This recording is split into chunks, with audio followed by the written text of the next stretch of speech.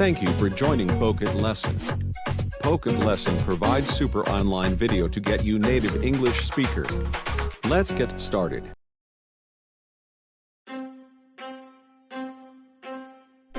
Hello, welcome to English listening training created by Pocket Lesson. I'm going to tell the story of Little Mermaid. Main character is Little Mermaid who want to be a human being and is so much beautiful. Which who has power of magic but take mermaid's lovely voice. The prince who is handsome prince lives in palace, Little Mermaid fall in love with. Little Mermaid is very good for learning. 1. Interesting story. 2. Learning effect is high. 3. You can build a strong vocabulary.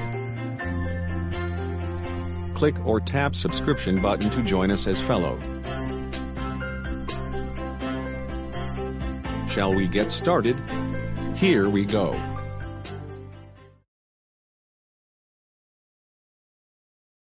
Far out in the ocean, where the water is as blue as the prettiest cornflower, and as clear as crystal, it is very, very deep, so deep, indeed, that no cable could fathom it. Many church steeples, piled one upon another, would not reach from the ground beneath to the surface of the water above. There dwell the Sea King and his subjects.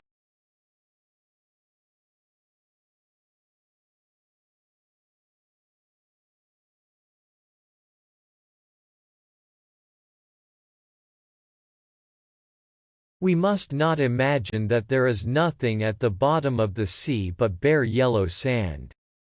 No, indeed, the most singular flowers and plants grow there, the leaves and stems of which are so pliant, that the slightest agitation of the water causes them to stir as if they had life.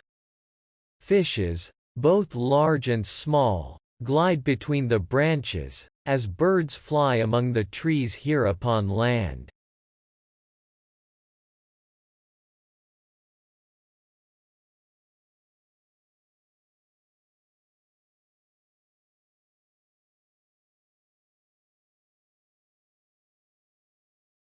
Its walls are built of coral, and the long, Gothic windows are of the clearest amber.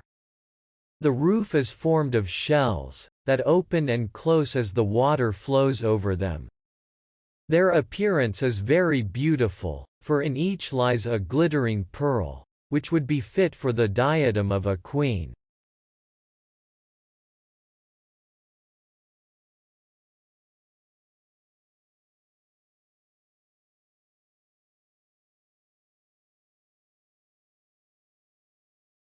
The Sea King had been a widower for many years, and his aged mother kept house for him. She was a very wise woman, and exceedingly proud of her high birth. On that account she wore 12 oysters on her tail, while others, also of high rank, were only allowed to wear 6.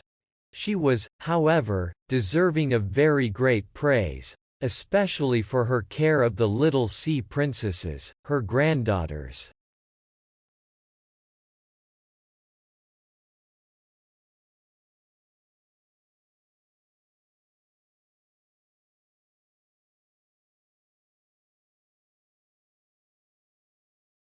They were 6 beautiful children, but the youngest was the prettiest of them all. Her skin was as clear and delicate as a rose leaf, and her eyes as blue as the deepest sea.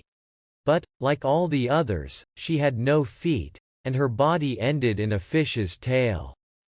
All day long they played in the great halls of the castle, or among the living flowers that grew out of the walls.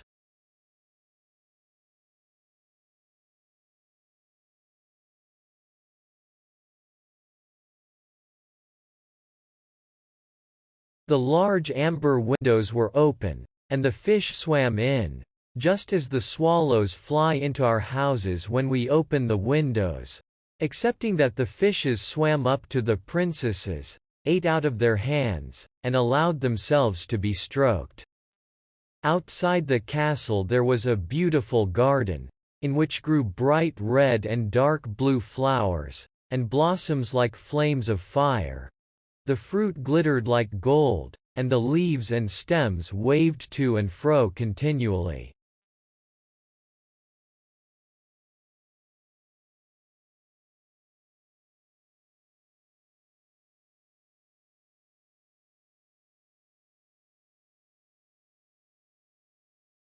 The earth itself was the finest sand, but blue as the flame of burning sulfur.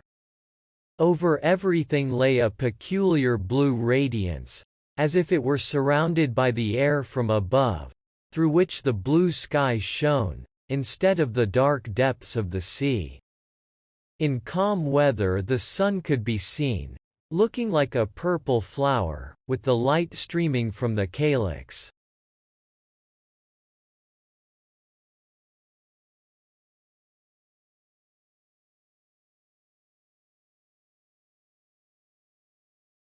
Each of the young princesses had a little plot of ground in the garden, where she might dig and plant as she pleased. One arranged her flower bed into the form of a whale.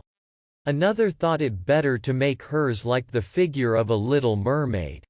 But that of the youngest was round like the sun, and contained flowers as red as his rays at sunset.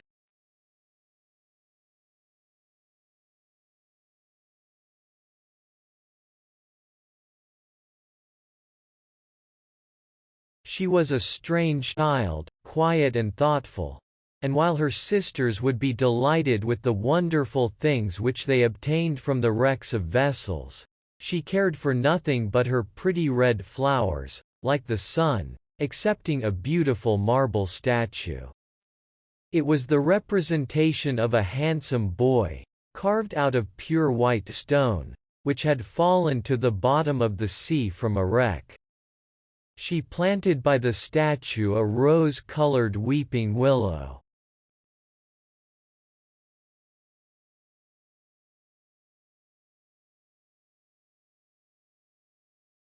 It grew splendidly, and very soon hung its fresh branches over the statue, almost down to the blue sands.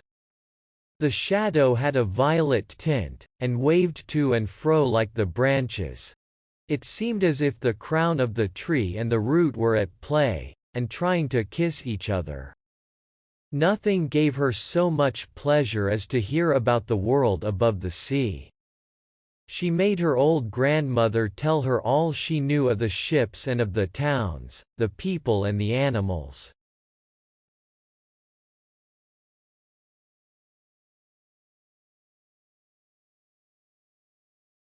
To her it seemed most wonderful and beautiful to hear that the flowers of the land should have fragrance, and not those below the sea; that the trees of the forest should be green, and that the fishes among the trees could sing so sweetly, that it was quite a pleasure to hear them. Her grandmother called the little birds fishes, or she would not have understood her, for she had never seen birds.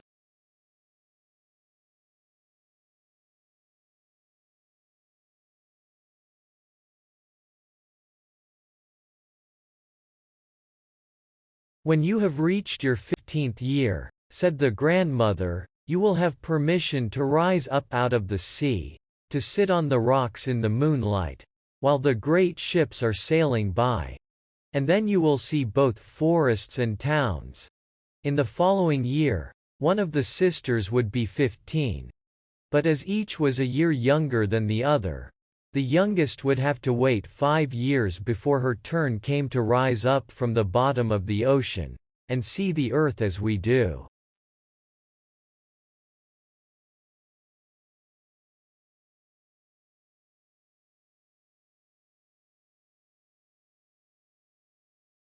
However, each promised to tell the others what she saw on her first visit, and what she thought the most beautiful, for their grandmother could not tell them enough.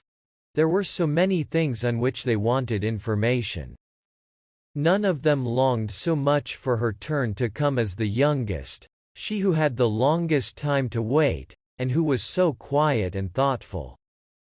Many nights she stood by the open window, looking up through the dark blue water, and watching the fish as they splashed about with their fins and tails.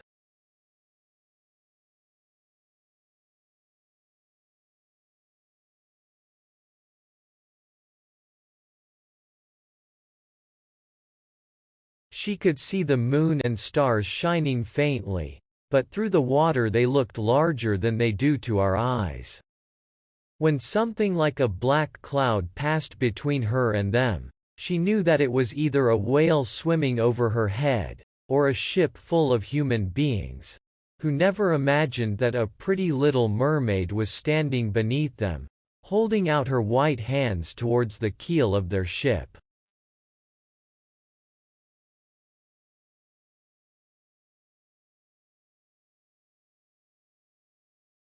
As soon as the eldest was 15, she was allowed to rise to the surface of the ocean. When she came back, she had hundreds of things to talk about. But the most beautiful, she said, was to lie in the moonlight, on a sandbank, in the quiet sea, near the coast, and to gaze on a large town nearby, where the lights were twinkling like hundreds of stars. To listen to the sounds of the music, the noise of carriages, and the voices of human beings, and then to hear the merry bells peal out from the church steeples. And because she could not go near to all those wonderful things, she longed for them more than ever.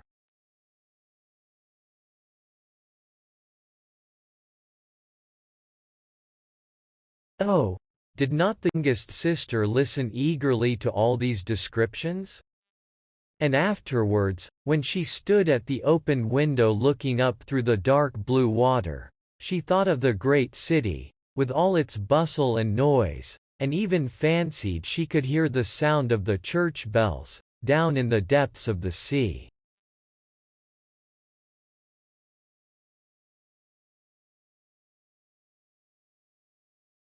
In another year the second sister received permission to rise to the surface of the water, and to swim about where she pleased. She rose just as the sun was setting, and this, she said, was the most beautiful sight of all. The whole sky looked like gold, while violet and rose-colored clouds, which she could not describe, floated over her, and, still more rapidly than the clouds, flew a large flock of wild swans towards the setting sun, looking like a long white veil across the sea. She also swam towards the sun, but it sunk into the waves, and the rosy tints faded from the clouds and from the sea.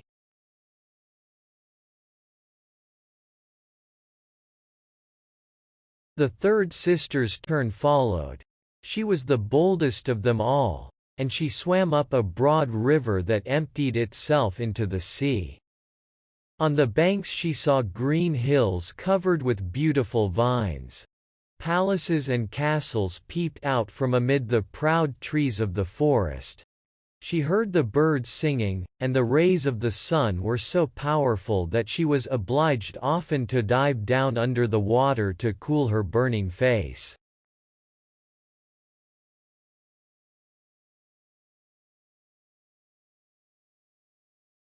In a narrow creek she found a whole troop of little human children, quite naked, and sporting about in the water. She wanted to play with them, but they fled in a great fright. And then a little black animal came to the water. It was a dog, but she did not know that, for she had never before seen one.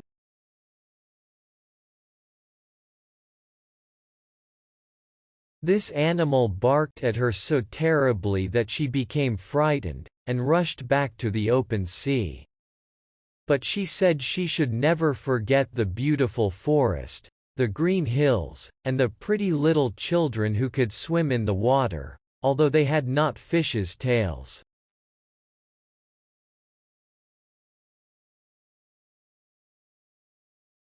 The fourth sister was more timid.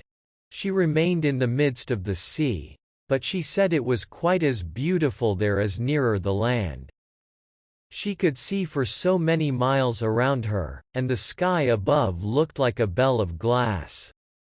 She had seen the ships, but at such a great distance that they looked like seagulls. The dolphins sported in the waves, and the great whales spouted water from their nostrils till it seemed as if 100 fountains were playing in every direction.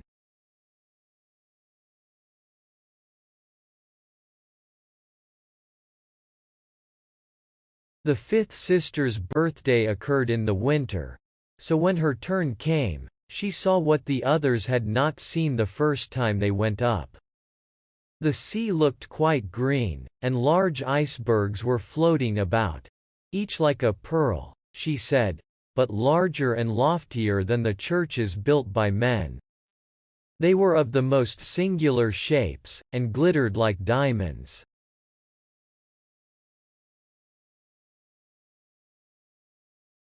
She had seated herself upon one of the largest, and let the wind play with her long hair, and she remarked that all the ships sailed by rapidly, and steered as far away as they could from the iceberg, as if they were afraid of it.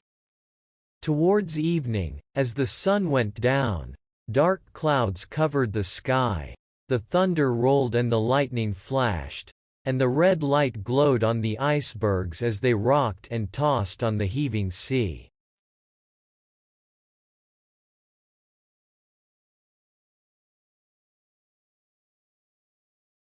On all the ships the sails were reefed with fear and trembling, while she sat calmly on the floating iceberg, watching the blue lightning, as it darted its forked flashes into the sea.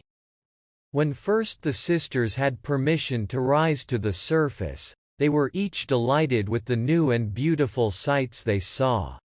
But now, as grown-up girls, they could go when they pleased, and they had become indifferent about it.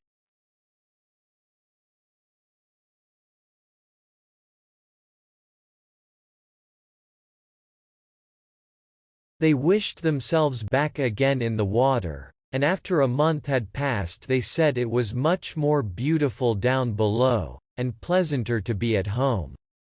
Yet often, in the evening hours, the 5 sisters would twine their arms round each other, and rise to the surface, in a row.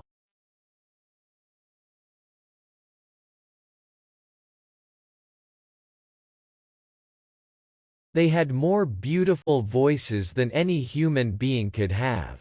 And before the approach of a storm, and when they expected a ship would be lost, they swam before the vessel, and sang sweetly of the delights to be found in the depths of the sea, and begging the sailors not to fear if they sank to the bottom. But the sailors could not understand the song, they took it for the howling of the storm.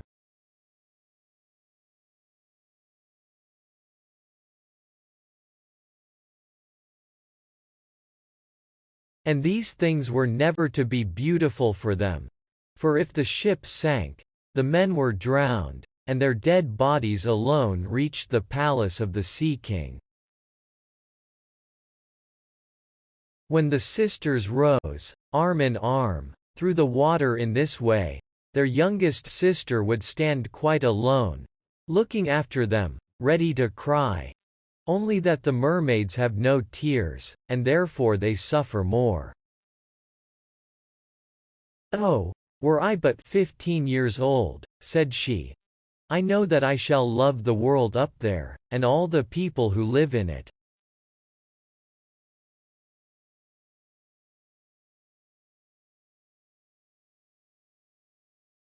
At last she reached her 15th year. "Well, now, you are grown up," said the old dowager, her grandmother, "so you must let me adorn you like your other sisters." And she placed a wreath of white lilies in her hair, and every flower leaf was half a pearl. Then the old lady ordered 8 great oysters to attach themselves to the tail of the princess to show her high rank. "But they hurt me so," said the little mermaid.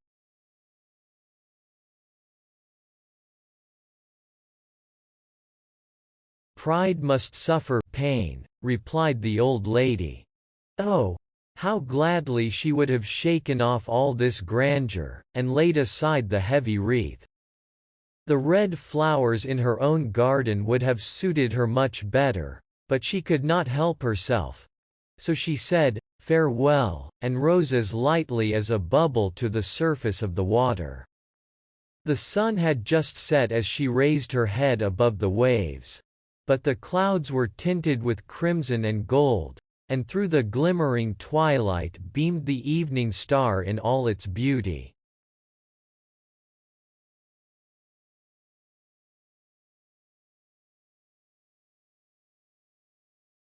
The sea was calm, and the air mild and fresh.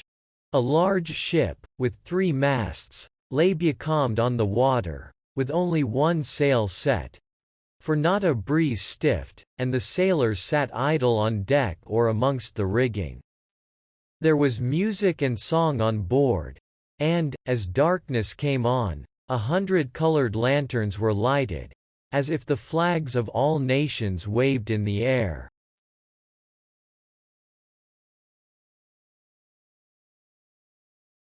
The little mermaid swam close to the cabin windows, and now and then, as the waves lifted her up, she could look in through clear glass window panes, and see a number of well-dressed people within. Among them was a young prince, the most beautiful of all, with large black eyes. He was 16 years of age, and his birthday was being kept with much rejoicing.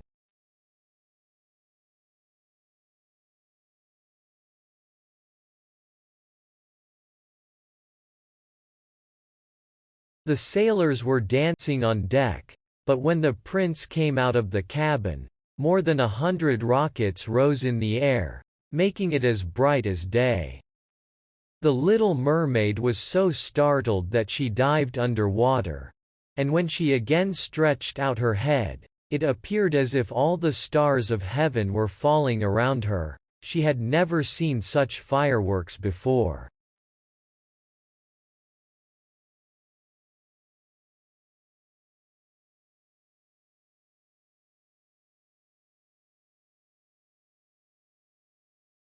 Great suns spurted fire about, splendid fireflies flew into the blue air, and everything was reflected in the clear, calm sea beneath.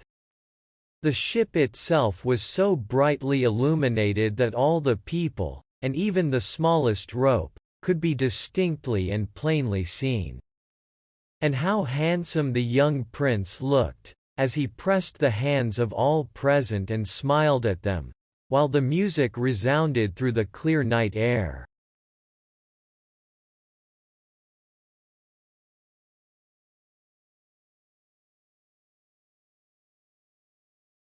It was very late, yet the little mermaid could not take her eyes from the ship, or from the beautiful prince. The colored lanterns had been extinguished, no more rockets rose in the air, and the cannon had ceased firing. But the sea became restless, and a moaning, grumbling sound could be heard beneath the waves. Still the little mermaid remained by the cabin window, rocking up and down on the water, which enabled her to look in.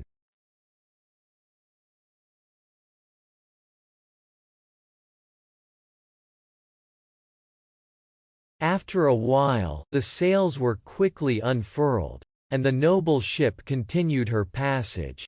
But soon the waves rose higher, heavy clouds darkened the sky, and lightning appeared in the distance. A dreadful storm was approaching. Once more the sails were reefed, and the great ship pursued her flying course over the raging sea.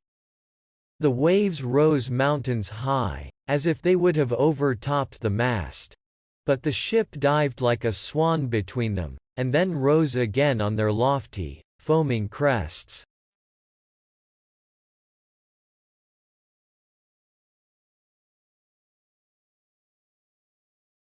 To the little mermaid this appeared pleasant sport, not so to the sailors. At length the ship groaned and creaked. The thick planks gave way under the lashing of the sea as it broke over the deck. The mainmast snapped asunder like a reed. The ship lay over on her side, and the water rushed in, The little mermaid now perceived that the crew were in danger. Even she herself was obliged to be careful to avoid the beams and planks of the wreck which lay scattered on the water.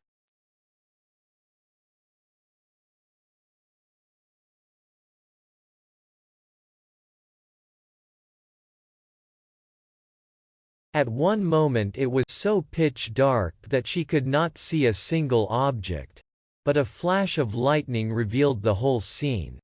She could see everyone who had been on board excepting the prince. When the ship parted, she had seen him sink into the deep waves, and she was glad, for she thought he would now be with her. And then she remembered that human beings could not live in the water, so that when he got down to her father's palace he would be quite dead.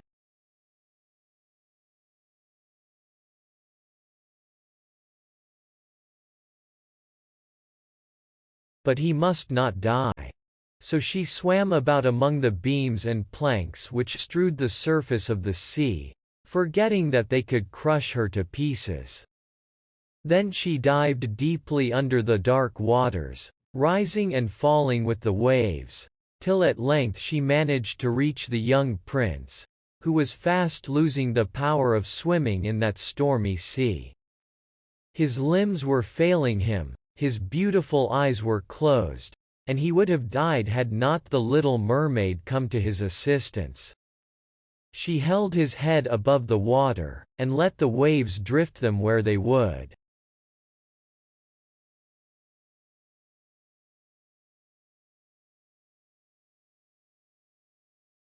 In the morning the storm had ceased, but of the ship not a single fragment could be seen.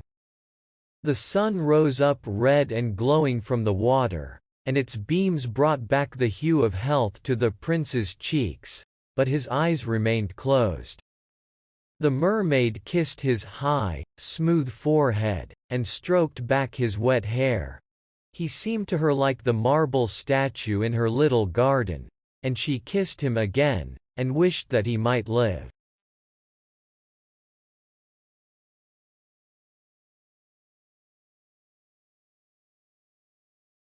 Presently they came in sight of land.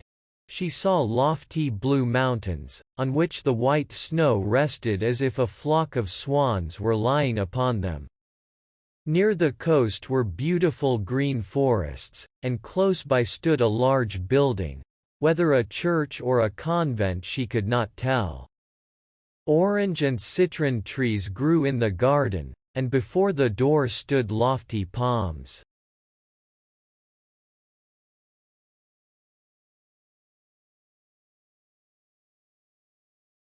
The sea here formed a little bay, in which the water was quite still, but very deep, so she swam with the handsome prince to the beach, which was covered with fine, white sand, and there she laid him in the warm sunshine, taking care to raise his head higher than his body.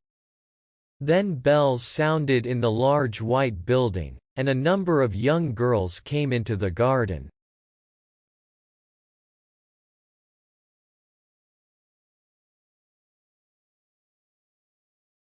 The little mermaid swam out farther from the shore and placed herself between some high rocks that rose out of the water. Then she covered her head and neck with the foam of the sea so that her little face might not be seen, and watched to see what would become of the poor prince. She did not wait long before she saw a young girl approach the spot where he lay.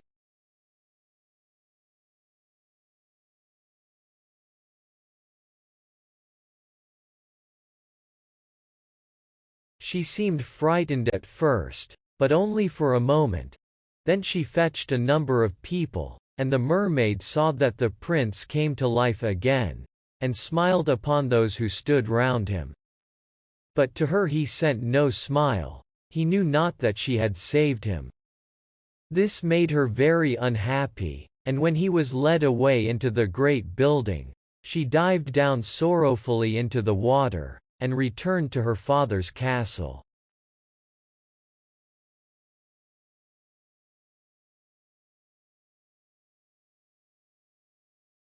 She had always been silent and thoughtful, and now she was more so than ever. Her sisters asked her what she had seen during her first visit to the surface of the water, but she would tell them nothing. Many an evening and morning did she rise to the place where she had left the prince. She saw the fruits in the garden ripen till they were gathered, the snow on the tops of the mountains melt away. But she never saw the prince, and therefore she returned home, always more sorrowful than before.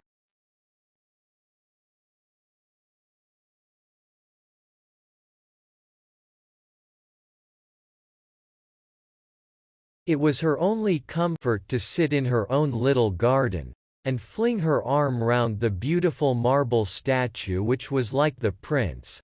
But she gave up tending her flowers, and they grew in wild confusion over the paths, twining their long leaves and stems round the branches of the trees, so that the whole place became dark and gloomy.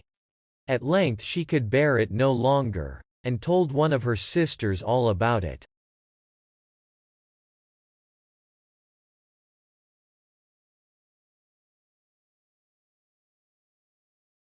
Then the others heard the secret, and very soon it became known to two mermaids whose intimate friend happened to know who the prince was. She had also seen the festival on board ship, and she told them where the prince came from, and where his palace stood. "Come, little sister," said the other princesses. Then they entwined their arms and rose up in a long row to the surface of the water, close by the spot where they knew the prince's palace stood.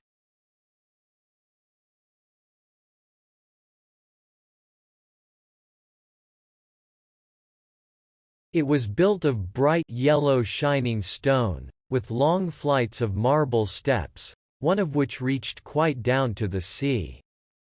Splendid gilded cupolas rose over the roof, and between the pillars that surrounded the whole building stood lifelike statues of marble. Through the clear crystal of the lofty windows could be seen noble rooms, with costly silk curtains and hangings of tapestry, while the walls were covered with beautiful paintings which were a pleasure to look at.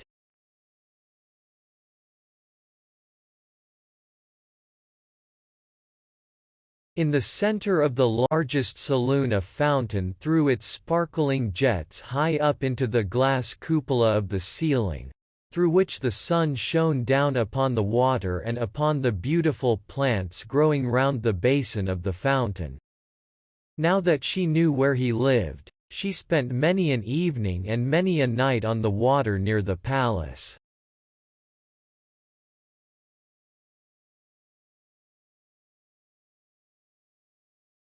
She would swim much nearer the shore than any of the others ventured to do. Indeed, once she went quite up the narrow channel under the marble balcony, which threw a broad shadow on the water. Here she would sit and watch the young prince, who thought himself quite alone in the bright moonlight.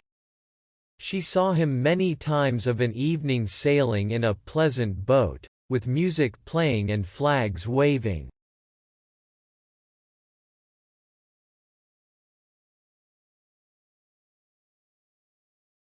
She peeped out from among the green rushes, and if the wind caught her long silvery white veil, those who saw it believed it to be a swan, spreading out its wings. On many a night, too, when the fishermen, with their torches, were out at sea, she heard them relate so many good things about the doings of the young prince, that she was glad she had saved his life when he had been tossed about half dead on the waves.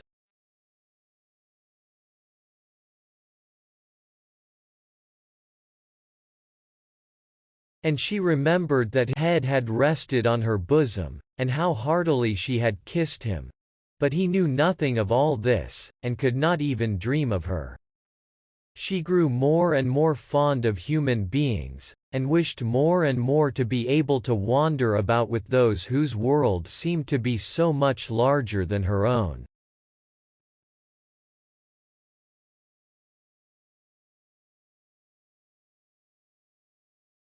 They could fly over the sea in ships, and mount the high hills which were far above the clouds. And the lands they possessed, their woods and their fields, stretched far away beyond the reach of her sight. There was so much that she wished to know, and her sisters were unable to answer all her questions.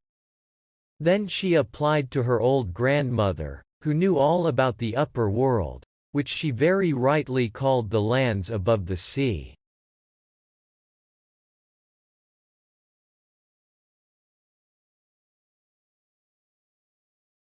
If human beings are not drowned, asked the little mermaid, can they live forever?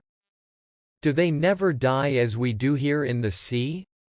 Yes, replied the old lady, they must also die, and their term of life is even shorter than ours.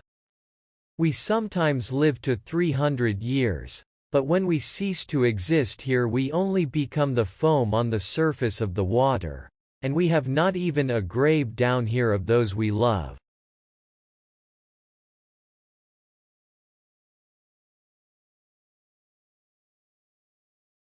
We have not immortal souls, we shall never live again. But, like the green seaweed, when once it has been cut off, we can never flourish more. Human beings, on the contrary, have a soul which lives forever, lives after the body has been turned to dust. It rises up through the clear, pure air beyond the glittering stars. As we rise out of the water, and behold all the land of the earth, so do they rise to unknown and glorious regions which we shall never see.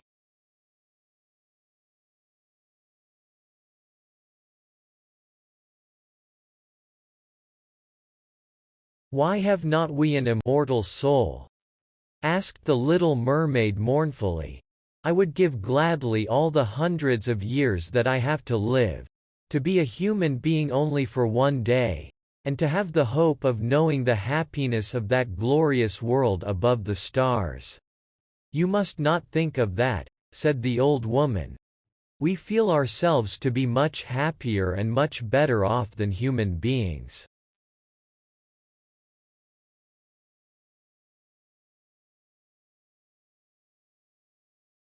So I shall die, said the little mermaid, and as the foam of the sea I shall be driven about never again to hear the music of the waves, or to see the pretty flowers nor the red sun. Is there anything I can do to win an immortal soul?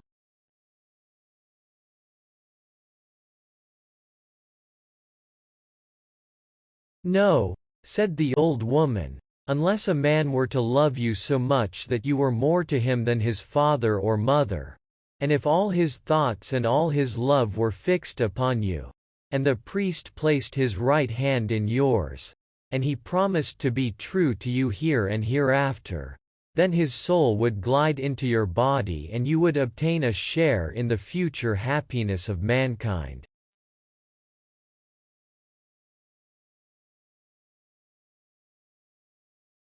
He would give a soul to you and retain his own as well, but this can never happen. Your fish's tail, which amongst us is considered so beautiful, is thought on earth to be quite ugly. They do not know any better, and they think it necessary to have two stout props, which they call legs, in order to be handsome.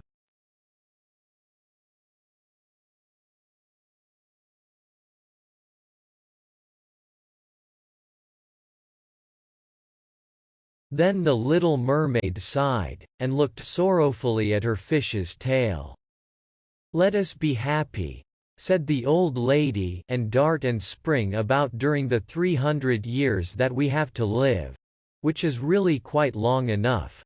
After that we can rest ourselves all the better. This evening we are going to have a court ball.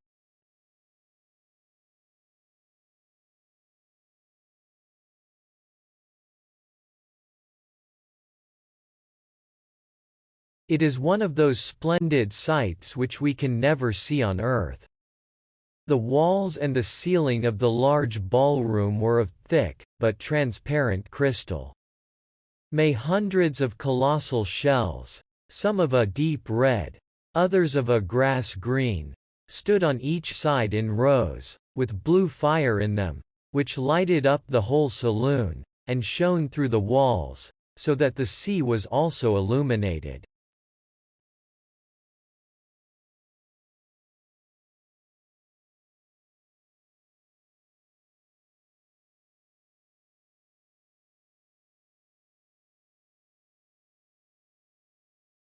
Innumerable fishes, great and small, swam past the crystal walls. On some of them the scales glowed with a purple brilliancy, and on others they shone like silver and gold. Through the halls flowed a broad stream, and in it danced the mermen and the mermaids to the music of their own sweet singing. No one on earth has such a lovely voice as theirs.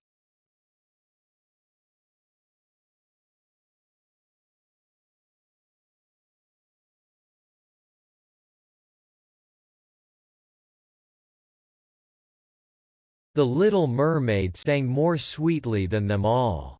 The whole court applauded her with hands and tails, and for a moment her heart felt quite gay, for she knew she had the loveliest voice of any on earth or in the sea. But she soon thought again of the world above her, for she could not forget the charming prince, nor her sorrow that she had not an immortal soul like his. Therefore she crept away silently out of her father's palace, and while everything within was gladness and song, she sat in her own little garden sorrowful and alone.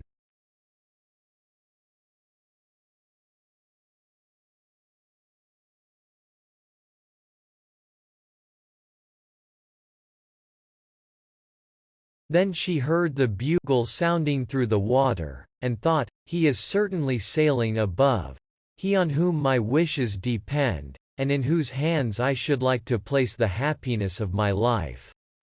I will venture all for him, and to win an immortal soul, while my sisters are dancing in my father's palace, I will go to the sea witch, of whom I have always been so much afraid, but she can give me counsel and help."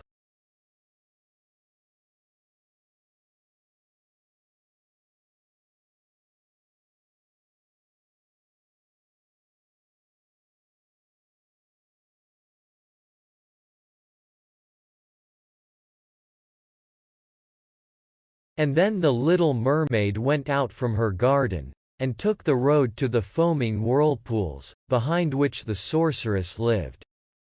She had never been that way before. Neither flowers nor grass grew there. Nothing but bare, grey, sandy ground stretched out to the whirlpool, where the water, like foaming mill wheels, whirled round everything that it seized, and cast it into the fathomless deep.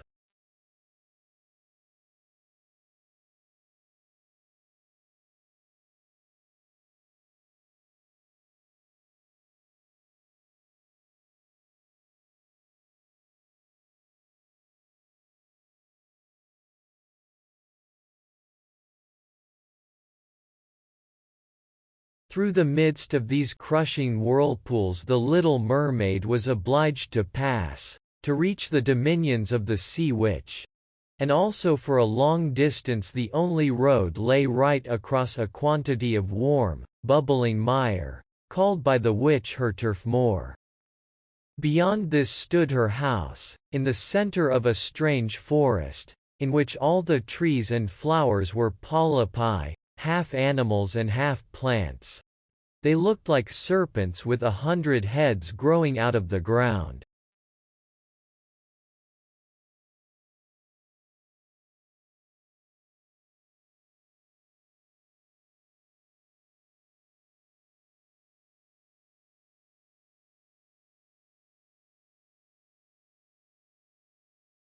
The branches were long slimy arms, with fingers like flexible worms, moving limb after limb from the root to the top. All that could be reached in the sea they seized upon, and held fast, so that it never escaped from their clutches. The little mermaid was so alarmed at what she saw, that she stood still, and her heart beat with fear, and she was very nearly turning back. But she thought of the prince, and of the human soul for which she longed, and her courage returned.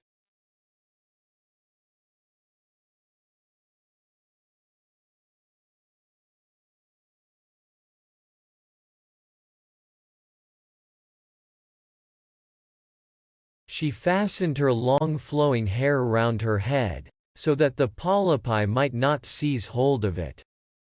She laid her hands together across her bosom, and then she darted forward as a fish shoots through the water, between the supple arms and fingers of the ugly polypi, which were stretched out on each side of her.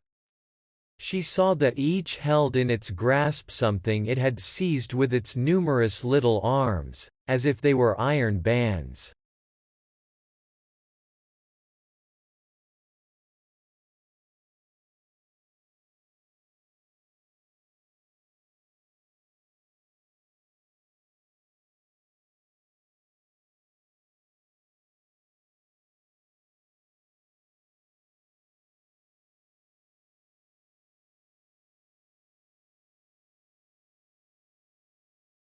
The white skeleton of human beings who had perished at sea, and had sunk down into the deep waters, skeletons of land animals, oars, rudders, and chests of ships were lying tightly grasped by their clinging arms.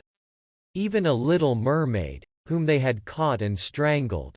And this seemed the most shocking of all to the little princess.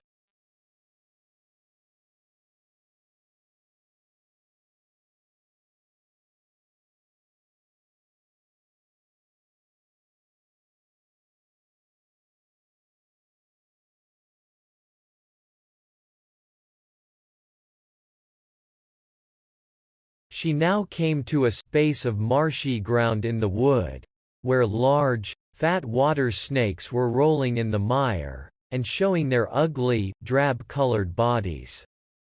In the midst of this spot stood a house, built with the bones of shipwrecked human beings. There sat the sea witch, allowing a toad to eat from her mouth, just as people sometimes feed a canary with a piece of sugar. She called the ugly water snakes her little chickens, and allowed them to crawl all over her bosom.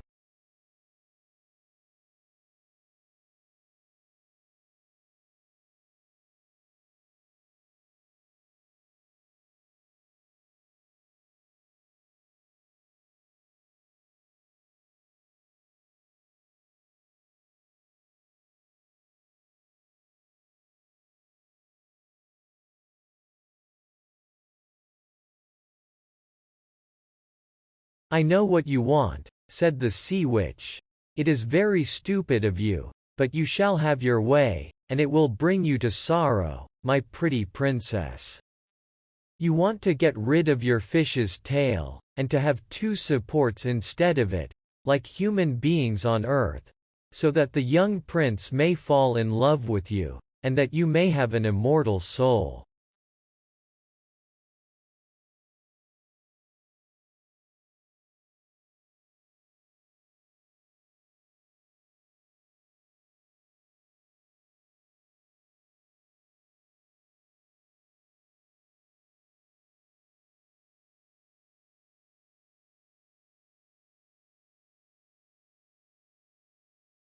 You are but just in time," said the witch. "For after sunrise tomorrow I should not be able to help you till the end of another year.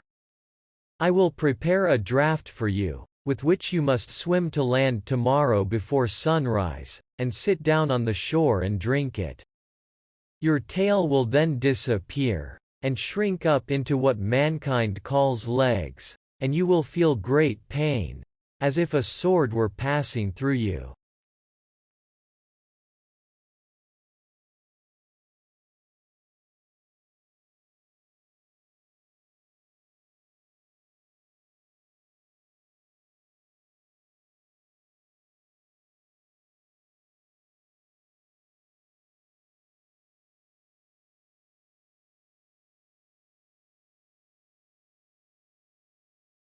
But all who see you will say that you are the prettiest little human being they ever saw. You will still have the same floating gracefulness of movement, and no dancer will ever tread so lightly. But at every step you take it will feel as if you were treading upon sharp knives, and that the blood must flow. If you will bear all this, I will help you." "Yes, I will," said the little princess in a trembling voice, as she thought of the prince and the immortal soul.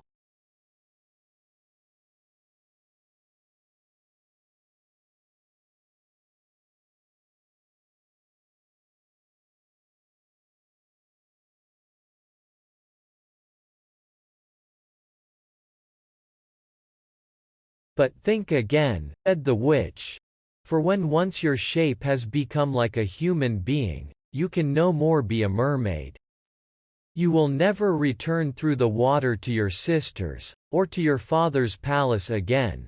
And if you do not win the love of the prince, so that he is willing to forget his father and mother for your sake, and to love you with his whole soul, and allow the priest to join your hands that you may be man and wife, then you will never have an immortal soul."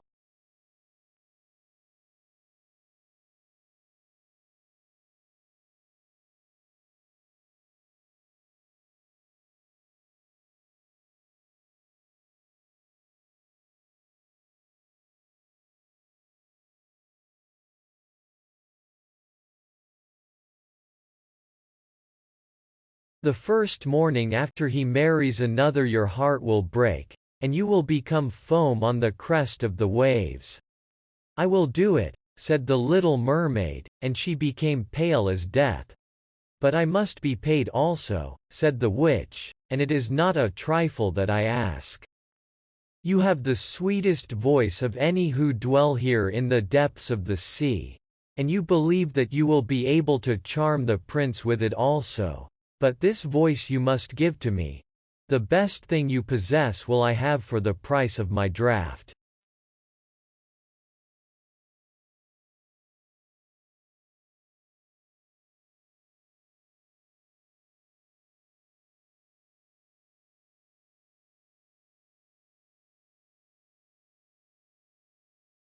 "My own blood must be mixed with it, that it may be as sharp as a two-edged sword. But if you take away my voice," said the little mermaid, "what is left for me? Your beautiful form, your graceful walk, and your expressive eyes. Surely with these you can enchain a man's heart. Well, have you lost your courage? Put out your little tongue that I may cut it off as my payment. Then you shall have the powerful draft."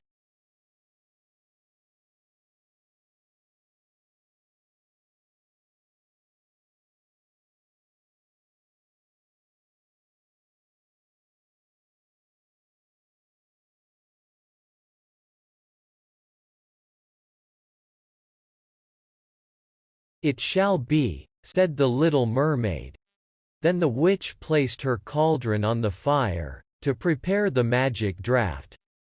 "Cleanliness is a good thing," said she, scouring the vessel with snakes, which she had tied together in a large knot. Then she pricked herself in the breast, and let the black blood drop into it.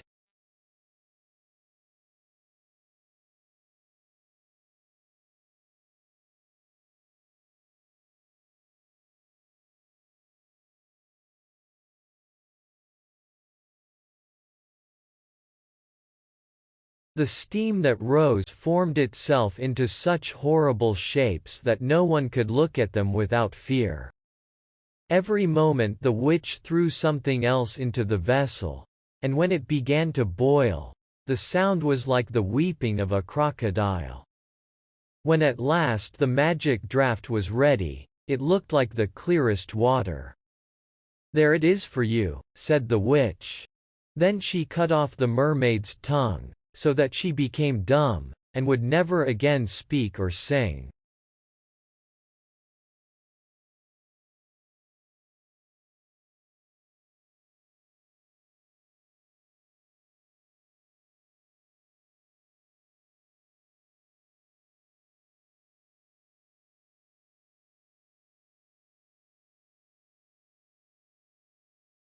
"If the polypi should seize hold of you as you return through the wood," said the witch, "throw over them a few drops of the potion, and their fingers will be torn into 1,000 pieces." But the little mermaid had no occasion to do this, for the polypi sprang back in terror when they caught sight of the glittering draught, which shone in her hand like a twinkling star.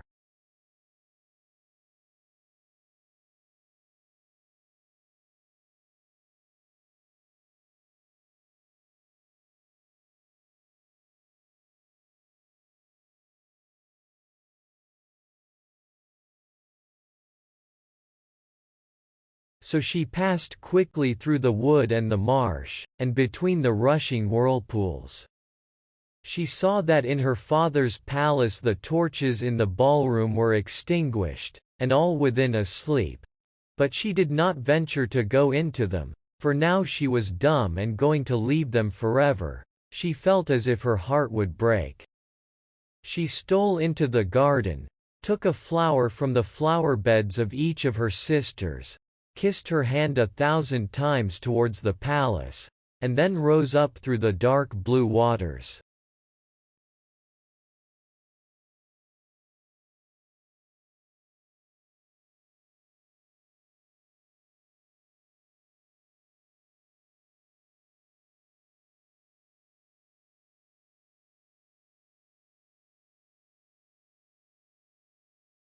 The sun had not risen when she came in sight of the prince's palace, and approached the beautiful marble steps, but the moon shone clear and bright. Then the little mermaid drank the magic draught, and it seemed as if a two-edged sword went through her delicate body. She fell into a swoon, and lay like one dead. When the sun arose and shone over the sea, she recovered, and felt a sharp pain. But just before her stood the handsome young prince.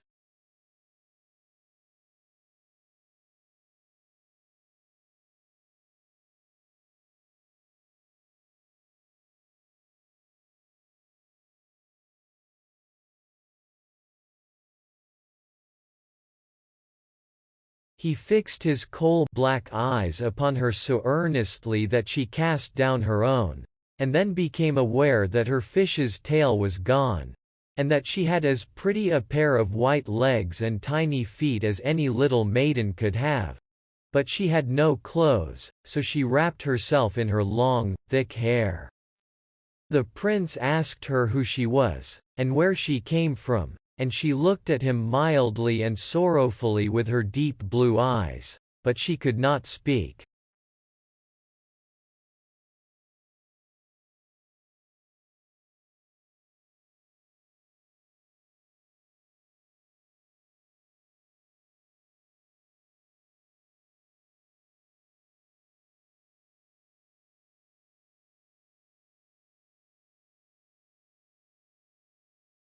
Every step she took was as the witch had said it would be. She felt as if treading upon the points of needles or sharp knives. But she bore it willingly, and stepped as lightly by the prince's side as a soap bubble, so that he and all who saw her wondered at her graceful swaying movements.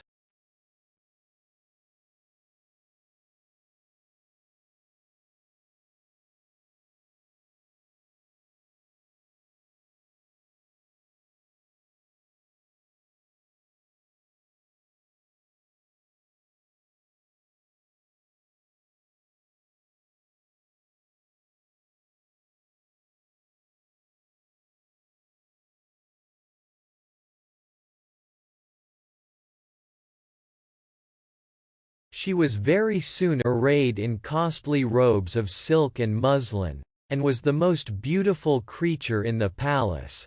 But she was dumb, and could neither speak nor sing. Beautiful female slaves, dressed in silk and gold, stepped forward and sang before the prince and his royal parents.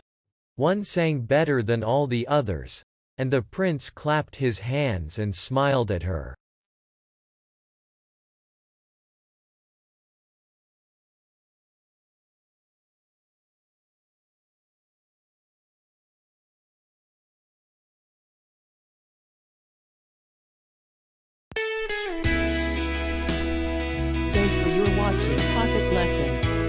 Did you enjoy the program?